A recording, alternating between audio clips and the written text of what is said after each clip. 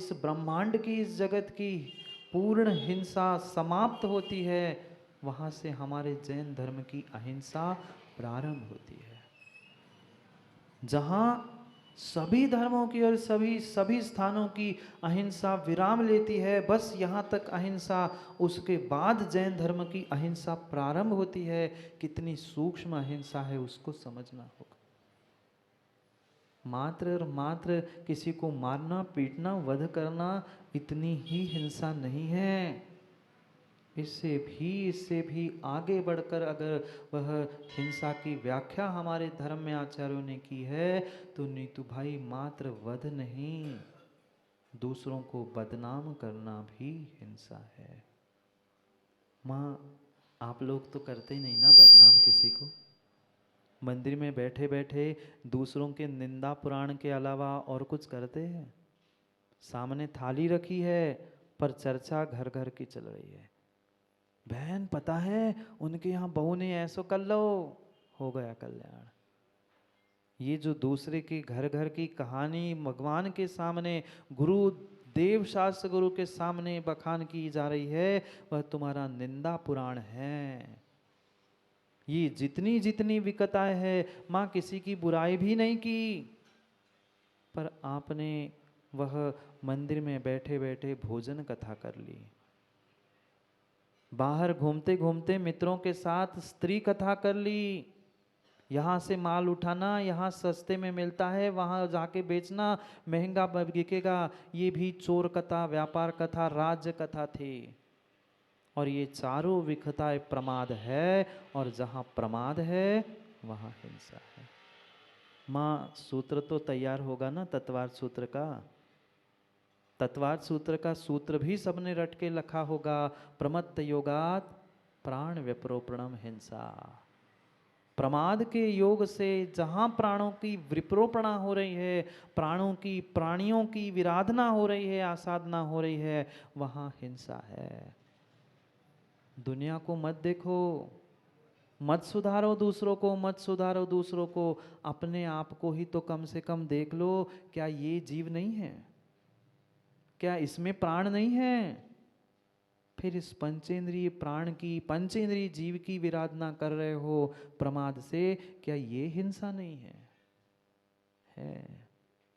है। हमें स्व सापेक्ष होकर हिंसा का निर्णय करना होगा। दूसरों की रक्षा तभी वह जीव कर पाएगा जब स्वयं की रक्षा करने के भाव होंगे। स्वयं के जीव की अहिंसा के भावों के साथ रक्षा करने के जिसके पास भाव होंगे, वही अपनी स्वानुभूति में पहुंचेगा जिसके पास सहानुभूति होगी। और सहानुभूति से ही स्वानुभूति, और स्वानुभूति से ही सहानुभूति होगी। कितनी कितनी कितनी सारी लंबी लंबी चर्चाएं व्यक्तियों ने उस अहिंसा धर्म पे कर ली। ऐसा होना चाहिए, ये होना चाहिए, ऐसा करना चाहिए। भाई करना चाहिए किसको? करेगा कौन? स्वयं नहीं करेगा। हमारा घर, हमारे परिवार, हमारी समाज, हमारा स्थान, हमारे सब लोग नहीं करेंगे तो कौन सुधरेगा? बहुत अहिंसा का सूक्ष्मता से हमें जीवन में व्याख्यान भी समझना होगा और उतारना भी होगा। जहाँ जहाँ माँ प्रमाद है, वहाँ वहाँ हिंसा है। क्योंकि प्रमत्त योगा, प्रमाद के योग से तुम्हारी प्रत्येक क्रिया जीवदुआ मर्दुआ अयत्नाचारस नित्यदम हिंसा। पुरुषार्थ सिद्धि उपाय में आचार्य भगवान कहते हैं कि वह जीव मरे अथवा नहीं मरे, पर आपकी अगर प्रमाद की परिणति है तो आपको हिंसा का दोष लगा है। भले ही चींटी पर पैर रखने पर चींटी के पुण्य से वो बच गई, पर फिर भी आपने बिना देखे पैर रखा था, ये प्रमाद था, और प्रमाद के निमित्त से चींटी बचने पर भी आपको हिंसा का दोष लगा है। इतनी सूक्ष्म हिंसा की व्याख्या हमारे आगम में है। क्या माँ उन हिंसा से बचते हैं आप? मात्र भगवान के सामने तो जाकर सुना दिया, नदियन बीच नहीं सुना है भगवान को? नदियन बीच जीव चीर धुलाए कोसन के जीव में रहा है। महाराज जी आजकल नदियाँ बची कहाँ हैं? हम तो घर में ही नाली में सब धो के डाल देते हैं, इसलिए सबका पुण्य भी नाली में बह रहा है। ऐसी स्थिति है। धर्म तो कर लिया मंदिर में, पर 23 घंटे 22 घंटे घर में वह नाली में बहते हुए पानी के साथ तुमने जो 2 घंटे किया पुण्य भी बह गया, बह गया। 22-23 घंटे पाप हिंसा और 2 घंटे पुण्य, कैसे बनेगा बैलेंस? तराजू है राजेश, तराजू है दुकान में। जब तराजू के दोनों परडे समान होंगे, वह बीच की सुई समान होगी, तब व्यापार होता है। कम ज़्यादा करोगे तो लंबे समय व्यापार नहीं चलता। जब व्यापार में तराजू के परडे समान चाहिए, तो मां जीवन में भी तो पुण्य पाप के परडे समान चाहिए। जो सदियों से पाप करते आए हैं, दिन में भी आज भी 20-20 22-22 घंटे पाप कर रहे हैं, वह जागृत अवस्था क्या सपने में भी नहीं करते ना? सपने में भी पाप। ऐसी भी माता है सपने में भी ही बहुत सारी सामग्री भोजन बना के सो जाती है। बहुत सारे ऐसे व्यापारी है सपने में ही दुकान चलाते हैं, किसी के पैसे आने हैं, किसी के बेचने हैं, वो कपड़े वाला कपड़े फालते मिलता है, सोने चांदी वाला वो पत्थर पे घिसता दिखता है। अपने आप की पहचान करो। कितना कितना हिंसा और पाप में मैं उलझा हूँ, और कितना अपने आप को सुधारने की, समझने की और संभालने की आवश्यकता है। कोई परमात्मा, कोई परमात्मा, कोई गुरु, कोई जिनवाणी तुम्हें उनसे बचाने वाली नहीं है। बचाएगी? प्रकाश जी बचाएगी? कोई देव शास्त्र गुरु आपको नरक जाने से बचा नहीं सकता अगर हमने इन पापों को तिलांजलि नहीं दी। क्योंकि सब पापों में अगर कोई मुखिया है तो वो हिंसा है। हिंसा है। चाहे चोरी करो तो हिंसा का पाप है, झूठ बोलो तो हिंसा का पाप है। अब ब्रह्म में तो फिर 9 कोटि की हिंसा है ही, और फिर परिग्रह तो नरक के साथ पहुंचाने वाला द्वार ही है। इसलिए सब पापों का मुखिया अगर कोई है, मुखिया कोई है, तो वह है हिंसा। और जिसने हिंसा से बचने का पुरुषार्थ किया, जिसने अहिंसा व्रत को प्राप्त कर लिया, धीरे धीरे उसके सब व्रत वह पलते जाते हैं। इसलिए उस महान महान अहिंसा व्रत की व्याख्या श्रावकों के लिए शिवकोटि स्वामी कर रहे हैं। ग्रंथराज रत्नमाला में श्रावकाचार का व्याख्यान करते हुए समझा रहे कि इस ब्रह्मांड में अगर कोई ब्रह्म है तो ये अहिंसा है। तुम्हें लौकिक सफलता भी प्राप्त करनी है, लौकिक ऊंचाई को भी प्राप्त करना है, संसार में जय जयकार को भी प्राप्त करना है, तो भी तुम्हें उस अहिंसा व्रत को धारण करना होगा। पर जीव तभी धारण कर पाएगा जब उसको स्वयं के प्रति, स्वयं के जीव के प्रति थोड़ी सी सहानुभूति, थोड़ी सी दया करुणा होगी। माँ है? माँ दया करुणा है? दूसरों के प्रति दिखावे की बात नहीं कर रहा हूँ, वो तो दिखावा कई दिनों से, कई वर्षों से हमने कर लिया। मुझे कितनी दया, मुझे कितनी करुणा है सबके प्रति, नहीं है। जिसको स्वयं के प्रति सहानुभूति होगी वो ही दूसरों के प्रति सहानुभूति रख सकता है, और वो ही अहिंसा का पालन कर सकता है। इस ब्रह्मांड में सबसे सबसे सबसे उत्कृष्ट वस्तु ये अहिंसा धर्म है। मैं नहीं, समंतभद्र स्वामी उस स्वयंभू स्तोत्र में कह रहे हैं, अहिंसा भूतानाम जगत विदितम ब्रह्म परमम नसा तत्रा रंभो श्रमति आश्रम विधो। एक तनु मात्र, एक परमाणु मात्र भी हिंसा रूपी आश्रम का स्थान जैन धर्म में नहीं है। अगर कोई आश्रम है तो गुरु का मूल, यति का निचय, ये ही एक आश्रम है। क्योंकि अन्य कहीं भी राग द्वेष रूप हमारी परिणति है तो वहां हिंसा है। तनु मात्र, मां कितना परमाणु मात्र भी राग द्वेष है, परमाणु मात्र भी परिग्रह है, तो वहां हिंसा है। महाराज जी परमाणु में हिंसा है ना। राजेश भट्ट ना खुश हो गया कि महाराज जी परमाणु में हिंसा है ना, हमारे पास परमाणु नहीं, हमारे पास तो किलो किलो से रखा है। जब एक परमाणु में इतनी हिंसा है, फिर तुमने जो परिग्रह, धन, संपत्ति, सोना चांदी जो जो जोड़ के रखा है, उसमें तुमने कितनी कितनी हिंसा की है, विचार करना। एक परमाणु भी तुम्हारे पास है तो तुम हिंसक हो। फिर हमारे पास कितना सारा है, इसका निर्णय करो, इसका निर्णय करो। और इतना सारा कमाते कमाते, जोड़ते जोड़ते, घर में रखते रखते, माँ हिंसा तो होती नहीं ना घर में, गृहस्थी में।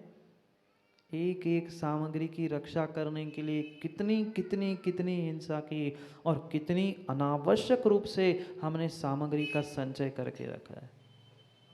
प्रत्येक स्थान पर हमारी हिंसा है, क्योंकि जहाँ राग द्वेष की परिणति है, जहाँ रति अरति परिणाम है, वहाँ प्रमाद और हिंसा नियम से है। नियम से हिंसा है। और जब तक हिंसा से दूर होकर एक श्रावक अहिंसाणु व्रत को धारण नहीं करेगा, तब तक वह अहिंसा महाव्रत को ग्रहण नहीं करेगा। और अहिंसा महाव्रत नहीं है तो शुद्धात्मा की स्वानुभूति नहीं है। शुद्धात्मा की स्वानुभूति नहीं है, फिर श्रावक बन के भी वह त्रियंच रूप स्वानुभूति चल रही है। इसको भी देख लूं, उसको भी देख लूं, इसको भी पकड़ लूं। बैठा दुकान में है, पर आते जाते ग्राहकों को देख के सोच रहा है, अरे बगल वाले के यहाँ चला, अरे सामने वाले के यहाँ चला, अरे इसके यहाँ चला गया, मैं तो बैठा ही हूँ। ये भी तुम्हारी सूक्ष्म भावों की हिंसा ही चल रही है। कहाँ गया समय जब विश्व बंधुता और विश्व मैत्री का संदेश ये भारत देश देता था।